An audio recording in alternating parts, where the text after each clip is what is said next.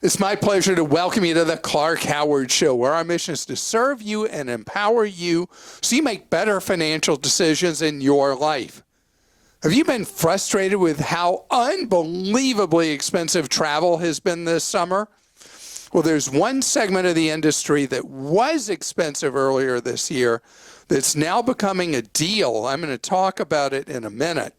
And later, gosh, I can share with you my IRS story. Seems like everybody has an IRS story. Things are really messed up there right now. And if you're having issues with the IRS, a prior return, this year's return, let me tell you, you're not alone.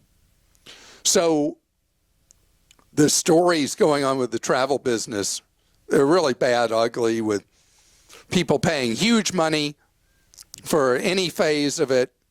And then the service from the airlines has been, well, it's just been awful. And I did a terrible thing the other day. I was talking about the industry in an interview, and I said, gosh, the industry's crashing and burning. And what a terrible, terrible phrase to use. And the reporter looked at me like, you didn't just say that. No, the industry is having awful labor shortage problems and reliability problems, and then the high costs. So where do you turn if this is the end of your time of being cooped up, locked up, and you want to get out and do things, and you're looking at these prices? Well, ironically enough, the cruise industry, the stock market's pounding the cruise industry because the cruise lines are starting to see softening prices, softening demand. The people who were avid cruise passengers did it. They got out there, they cruised, they paid really high prices to get back on the ships. A lot of them were using what were called FCCs, future cruise credits, that when the cruise line shut down during the pandemic, instead of giving people their money back because cruise lines were broke, they gave them FCCs, which are like gift cards or vouchers for future travel. Well, that led to a lot of bookings. Cruise lines raised prices, so you needed more money in addition to the future cruise credits, blah, blah, blah.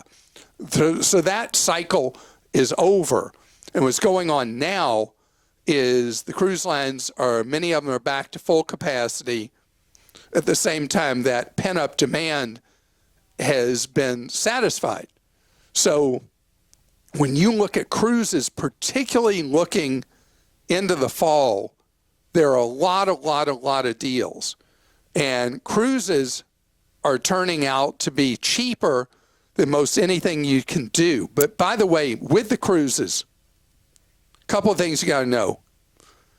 The more flexible you are, the more an opportunist you are, the more money you're going to save. You know, cruises, you think about a cruise ship sailing out of a port. That cabin goes empty. It's not like a hotel that loses the revenue for one night. A cruise loses the revenue for 3, 4, 5, 6, 7, 10, 20 nights, whatever that cruise length is. It's that cabin going out empty times those number of nights. So the cruise lines will offer all kinds of deals to get those cabins occupied, because once somebody's in a cabin, their onboard spend is really valuable to the cruise line.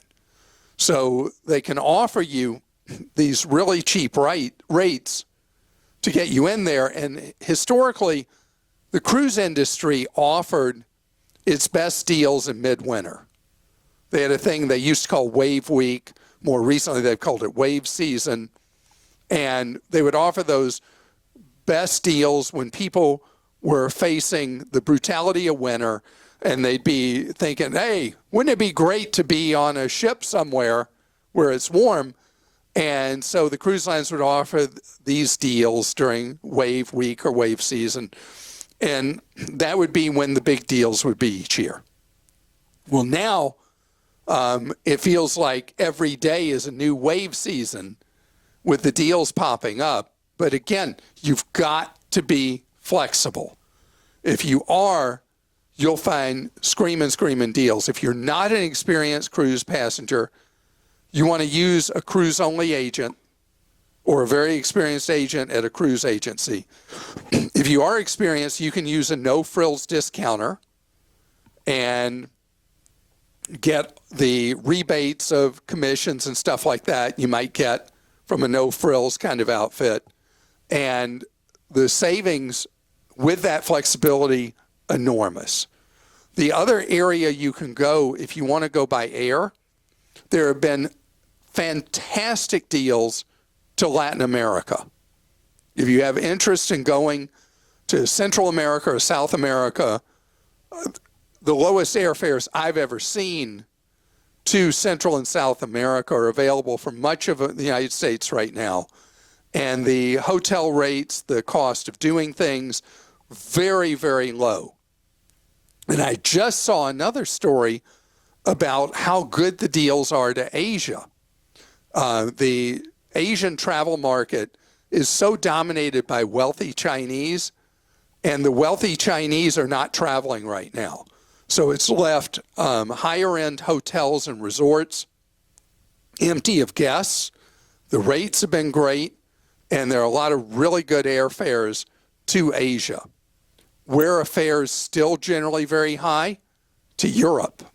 And once you get to Europe, even though the euro is down in value against the dollar, can still be a more expensive trip. And a lot of places in the U.S.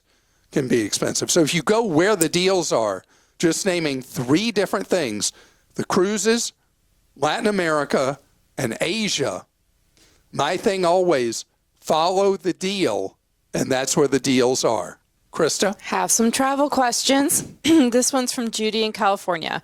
We're planning a vacation starting with a rental car in Boston, then driving to Niagara Falls, Ontario, Canada, driving through Pennsylvania, and back to Boston. I took Clark's advice and checked the price of rental cars several weeks after making my first reservation. The price did go down, so now I have a reservation with Avis and one with Budget. I'm nervous that there won't be a car available when we get to the airport in Boston. Should I make a third reservation? At what point should I cancel the reservation I'm not going to use? Okay, so Avis and Budget are actually the same company. So if in most markets, if they're out of cars at Budget, they're out of cars at Avis and vice versa. So it's like you have a double booking with the same company there. The car rental agency business has ended up with 3 owners, the largest being Enterprise, which owns Enterprise, Alamo, and National. Hertz owns, I guess, Hertz, Dollar, Thrifty. There's another brand Hertz owns, maybe Advantage. And then Avis and Budget are one as a company. So if you want to have a backup car rental, it needs to be with somebody else other than having both with Avis and Budget. And whichever one you're not intending to use, go ahead and cancel. But how interesting it is that the car rental shortage is so severe and people are showing up and there's just no cars there. And how do you even start your vacation? And then that's leading to the double and triple bookings. So should she cancel after she gets to the airport and gets the one car, knows there's a car there, you cancel then? You mean so if she does a backup with one of the other brands? Mm-hmm. Yeah. Okay. Yeah. And again, reshop the car rental the week you're going, Judy, and you may find you're going to do better yet than what you've already done with the first 2 bookings you've done. And I haven't mentioned AutoSlash lately. Autoslash.com is a search site that automatically, continually reshops the bookings you have for car rentals and notifies you that there's a better deal than what you've had and does it for you with full automation rather than you having to remember to check. This is from Steve in Texas. I know it might be a little early for booking a flight from Dallas to Cancun for the first or second week of December. My question is, I keep watching fares and they started at $518 and now are at $548. So when should I book it?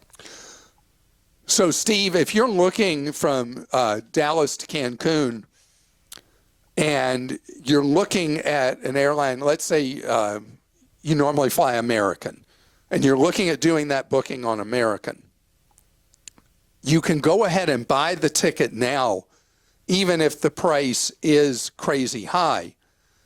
because later, if the fare drops on them or somebody else, you still have the value of that to use typically within 1 year at no penalty. You know, the multi-$100 change fees have generally gone away except in certain circumstances. So as long as there's no fee for change or cancellation and you regularly fly the airline that you'd be buying the ticket on, I would get the bird in the hand, know that later the likelihood the fare will drop is very, very strong. And at that point, you can rebook and you have a credit for that future travel.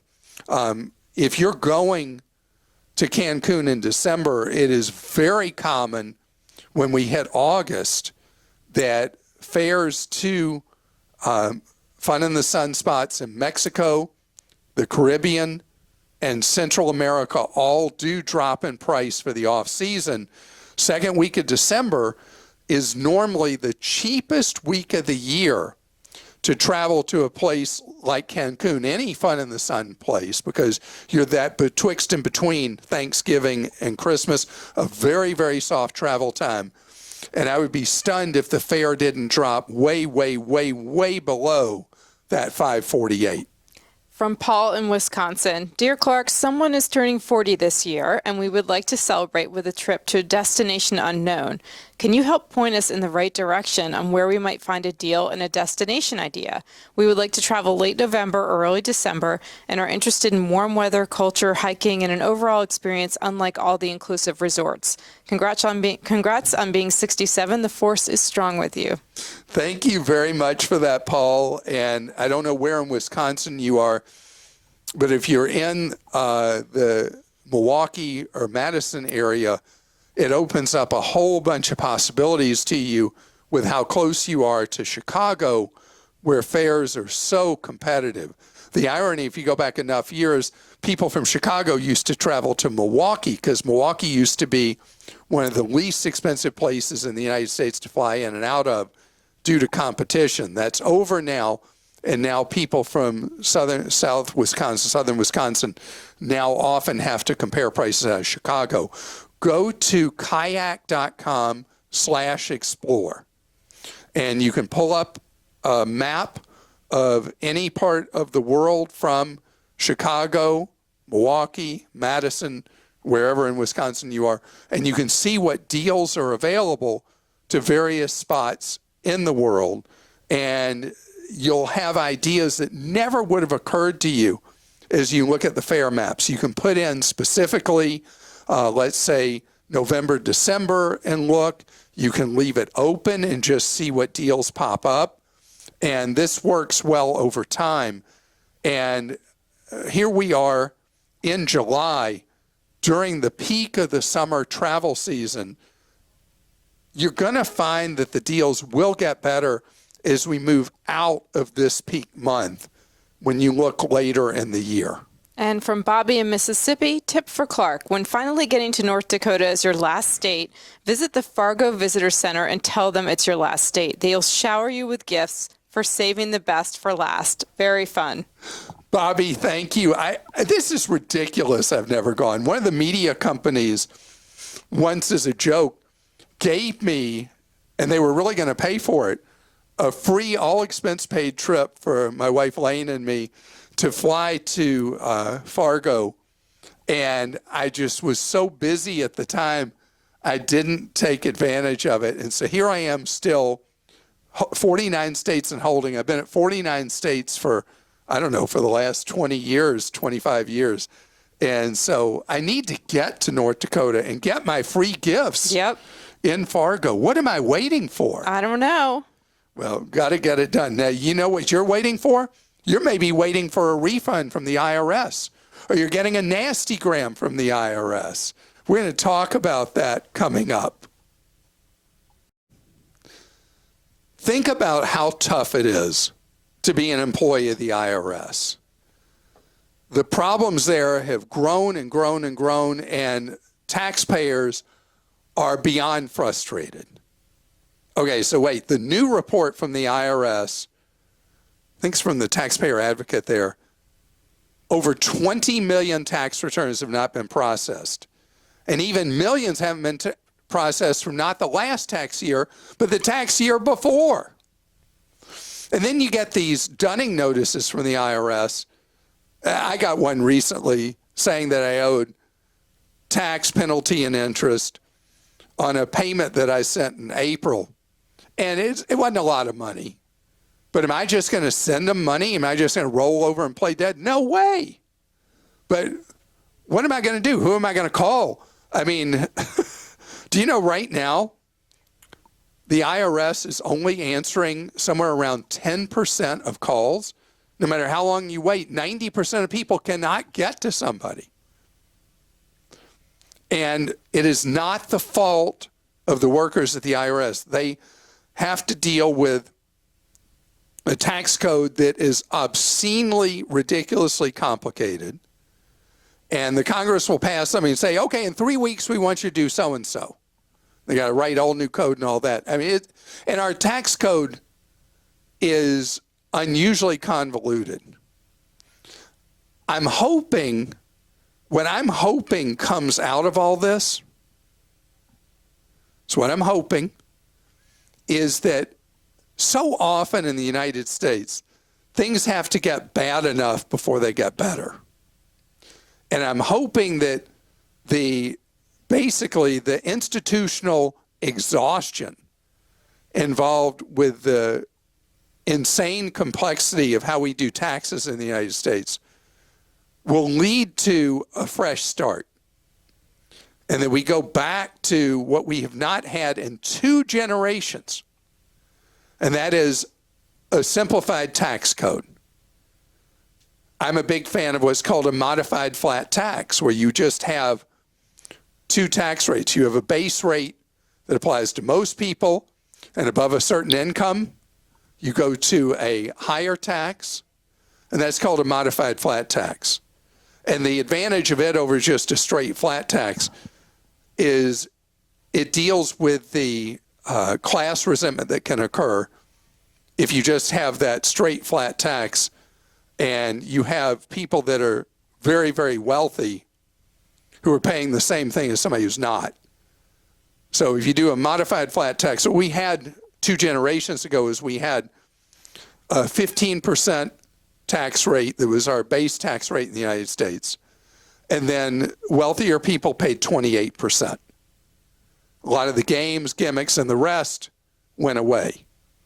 And what happened over the years was special interests gave their dirty money to members of Congress, and the tax code ended up as a horrible mess. Impossible to explain, impossible to administer, and resented like mad. So it's really easy to beat up on the IRS, but this time it's actually not the IRS's fault. It is the absolute impossibility of the tax code itself, and it creates all kinds of gaming.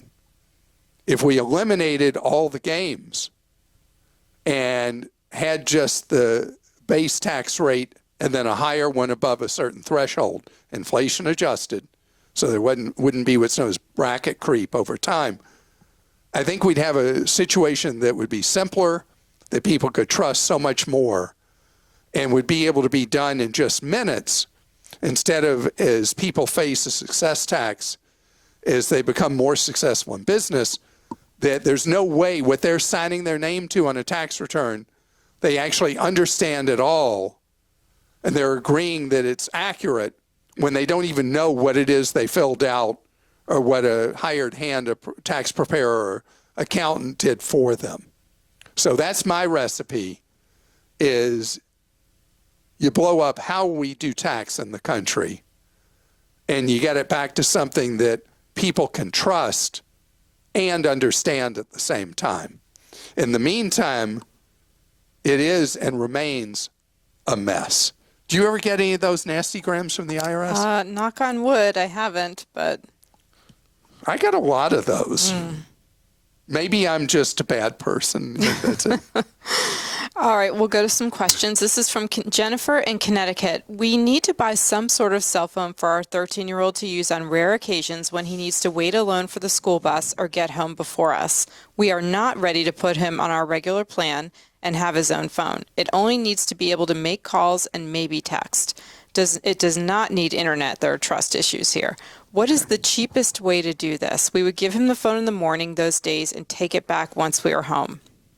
So Tello is really perfect for this use. Tello. Now, your teenager is not going to be happy with you for this, but Tello is $8 a month. It's unlimited talk and text, no data, the $8 a month. And they do sell an old-fashioned what's called feature phone, like a little flip phone that only does talk and text. So you can buy one from them for $79 and then pay them the $8 a month, and there's no data. Now, the thing with no data, if you buy a regular phone for a teen or tween, Wi-Fi is all over the place. And they'd still have access to all the social media, all the apps, everything, even if you don't have a data plan. So you have to go back in time to before smartphones, before 2007, 8, 9, whatever, and buy a plain old phone that will not allow all those functions, all those data functions. And Tello is the best deal I know of for that. Tello.com.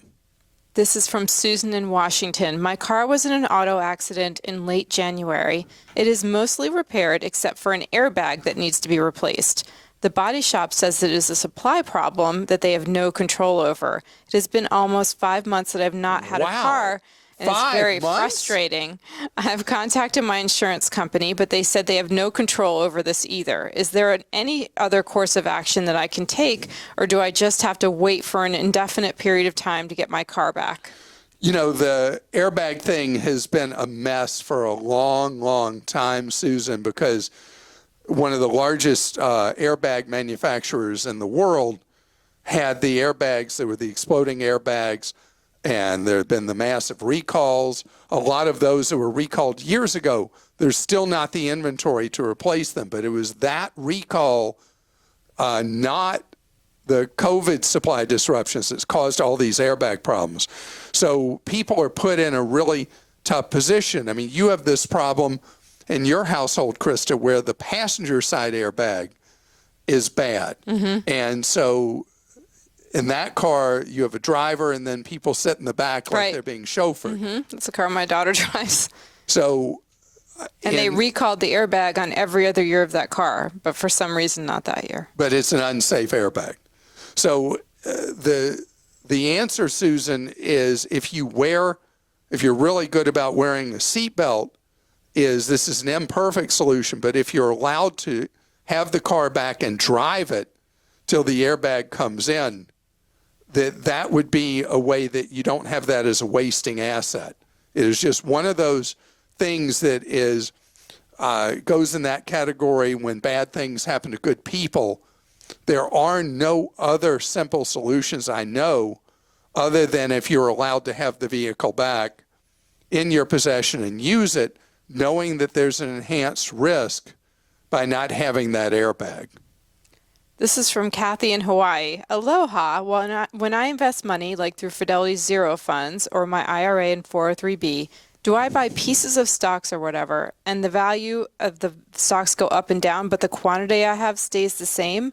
So if I'm playing for the long haul, I should put more money in when prices crash because I'm getting a deal on my investments. My quantity stays the same. It's just the value that changes? Yeah, in the simplest terms, not perfect accuracy, but the simplest terms, what you stated as a question was like is that Jeopardy? Yeah.